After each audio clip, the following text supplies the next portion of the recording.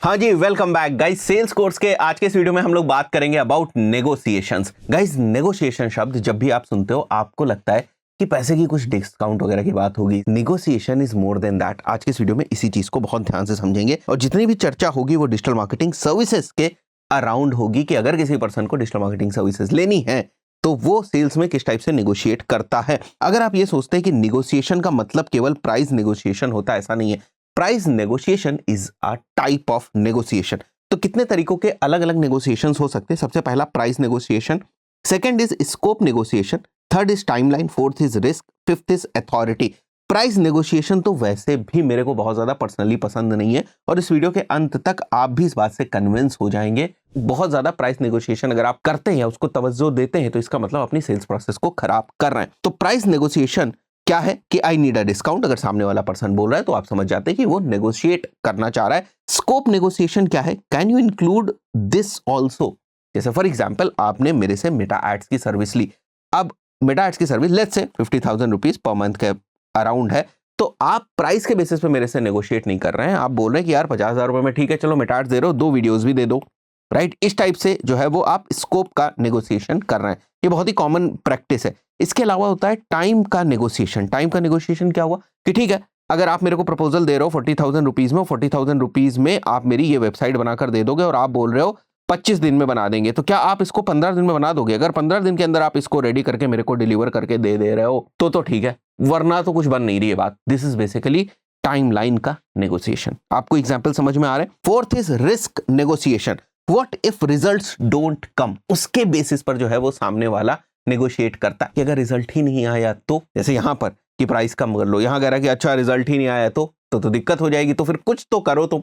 तो वो अब रिस्क के बेसिस पे नेगोशिएट करना चाहता है। यहां किसके बेसिस पे? प्राइस, यहां स्कोप, यहां टाइम और यहां रिस्क के बेसिस पे नेगोशिएट करना चाहता है। Next is authority negotiation. I need approval. Partner involve होते हैं बहुत सारी चीजों में तो उनको अप्रूवल्स वगैरह लेने की जरूरत पड़ती है। दैट इज बेसिकली अथॉरिटी वाला नेगोशिएशन। अगर कोई प्राइस नेगोशिएट कर रहा है ना तो वो वैल्यू ही आपके प्रोडक्ट या सर्विस की नहीं समझता है, या तो फिर आप अपनी वैल्यू जस्टिफाई नहीं कर पा रहे हो। अगर किसी को आपने बोला कि पेन मैं आपको 10 रुपए में देना चाहता हूं और सामने वाला कह रहा है कि 5 रुपए में दो तो मैं ले लूंगा, वरना मैं लूंगा नहीं, तो या तो वो समझ नहीं पा रहा है कि ये पेन 10 रुपए का है कि 12 रुपए का है कि 15 रुपए का है, या वो एक तुक्का लगाने की कोशिश कर रहा है कि 5 रुपए में दो तो ले लेंगे। और अगर आपने मान के चलते उसको दे ही दिया, फॉर एग्जाम्पल उसने कहा 5 रुपए में दे दो तो मैं ले लेता हूं, आपने कहा ठीक है भाई ले लो 5 रुपए में, ओके डील डन, तो उसके भी दिमाग में आएगा यार मैंने ज्यादा पैसे तो नहीं दे दिए इसको, ये तो एक ही बार में मान गया। तो नेगोशिएशन कुछ इस टाइप से होता है। इसलिए मैं प्राइस नेगोशिएशन पे बहुत ज्यादा बिलीव करता नहीं हूं, राइट। एक कंपैरिजन ट्रैप समझो, ये भी नेगोशिएशन को इनिशिएट कर देता है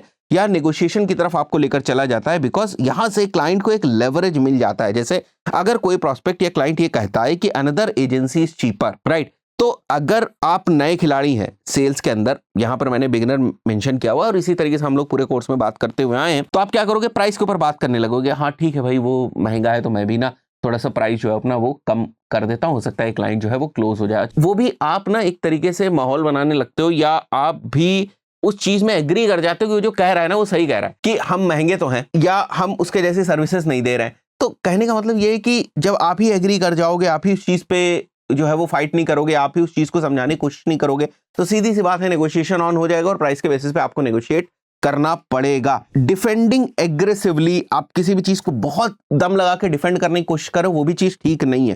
देखो मेन मुद्दा ये है कि आपको प्राइस नेगोशिएशन नहीं करना है। मान लिया अगर आप 10 रुपए लेना चाहते हैं किसी से और उससे आप 5 ही लें तो प्रॉब्लम हो जाएगी ना। तो प्राइस के बेसिस पे आपको नेगोशिएट नहीं करना है, बिकॉज यहाँ पर प्रॉफिट जो है वो आपके श्रिंक होंगे। तो आप कुछ अगर सर्विस ऐड ऑन करना चाहो वो कर दो, कुछ भी आप दूसरी चीजें कर सकते हो। यहाँ पर जो डिफरेंट टाइप्स ऑफ हम लोगों को नेगोशिएशन की चीजें देखने को मिल रही है, जैसे टाइमलाइन पे आप नेगोशिएट कर लो, स्कोप के ऊपर कर लो। स्कोप सबसे कॉमन चीज होती है कि कुछ चीजें आप प्लस माइनस जो है वो कर देते हैं और उसके बेसिस पे आप नेगोशिएट करते हैं। बट प्राइस के बेसिस पे अगर आप नेगोशिएट कर रहे हैं तो आप कंपनी को एक ना अच्छा खासा लॉस जो है वो दे रहे हैं, बिकॉज जो परसेंटेज है वो घट जाता है। सबसे पहले अगर वो कंपेयर करते हैं तो किस बेसिस पे वो कंपेयर कर रहे हैं, बहुत सारी चीजों से ये चीज डिसाइड होती है। एक ही जैसी तो सर्विसेज होगी नहीं, बहुत सारे वेरिएबल्स होते हैं। सो उनको शिफ्ट करो धीरे धीरे प्राइस से आउटकम्स पे। ये देखो मैं डे 1 से बताता आ रहा हूं जब से सीरीज चल रही है, प्राइस से उनको आउटकम्स की तरफ लेकर जाओ तो वो आउटकम्स के ऊपर बात करेंगे, वो फिर प्राइस के ऊपर बात करना ही बंद कर देंगे। वो आपको वेंडर की तरह ना सोचे बल्कि पार्टनर की तरह सोचे। चीप की जगह वो आपको रिलायबल समझे। मिस्टेक्स टू अवॉइड, प्राइस को बहुत ज्यादा बात करना, इमोशनली नेगोशिएट करने लगना, डिस्काउंट देना, रिप्लाईज अगर नहीं आ रहा। अच्छा, ये बड़ी कॉमन प्रैक्टिस है, आप लोगों ने भी देखा होगा ये कि जनरली जब भी कहीं पर कोई कम्युनिकेशन चल रही होती है एक प्रोस्पेक्ट के बीच में, सेल्स पर्सन या सेल्स टीम के बीच में, तो सेल्स टीम को ना सबसे पहला जो सोल्यूशन लगता है वो ये लगता है अगर हम ऑफर दे दें कि प्राइस कम करते तो ये क्लोज हो जाएगा, और इस माइंडसेट से हटाना लोगों को बहुत ज्यादा जरूरी है। Competing with cheap vendors, over promising to close, तो ये सारी चीजें ना आपके नेगोशिएशन को और ज्यादा कमजोर करेंगी। ये सारी चीजें आपको करनी है।